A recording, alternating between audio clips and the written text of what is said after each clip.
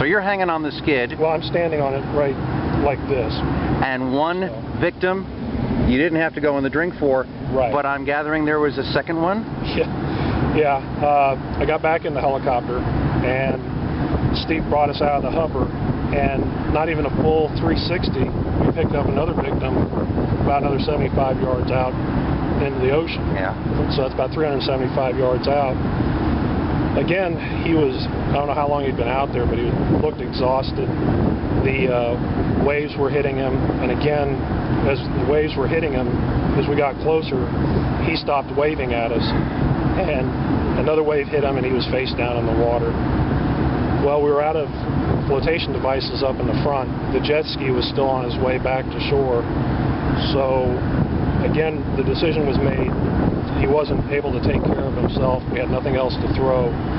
So I got back out on the skid. Steve did it again for the weather conditions. Steve put us about 3 or 4 feet above the height of the tallest wave, but we still had the crest, so the victim was going up and down pretty good. And once I had prepared my equipment and was ready to go, then I deployed into the water. And as you can see, we don't have any hoists or anything. It's once one of the crew members leave, we don't get back in the helicopter. We have to swim for shore.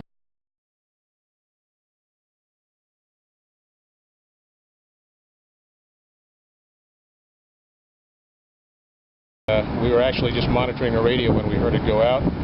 We immediately started heading towards that area, and we shortly after that got the call from our dispatcher to respond. We did. We got there within maybe 2 or 3 minutes, and as we got into the area, we could clearly see a woman struggling in the water. Now again, you guys, your job is an observer, but yet since you had the Go camera on, I see you come in for an on-the-deck saving exercise. That's correct.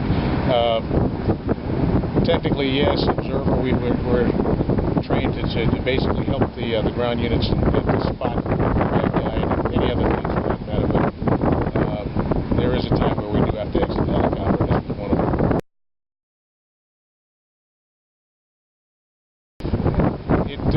It became really clear to me very fast how grave it really was, because the woman clearly was struggling.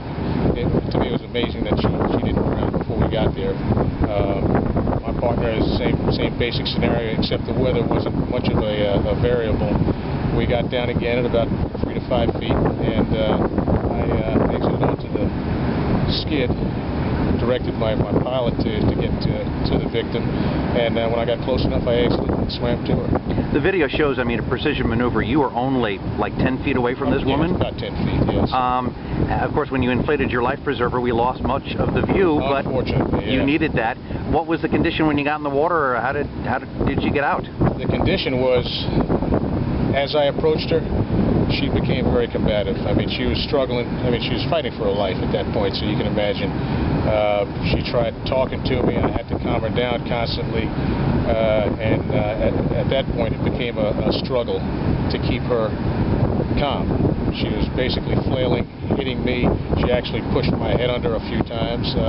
She actually slipped from my grip a couple of times. I had to actually grab down and pull her back up, and it got to the point where I had to just basically stop her from moving and just catch my breath and wait for a boat to come out, or just to gain a little more strength before I tried to get her back to shore, because initially I tried swimming with her back to shore, but she was just not helping me in any way.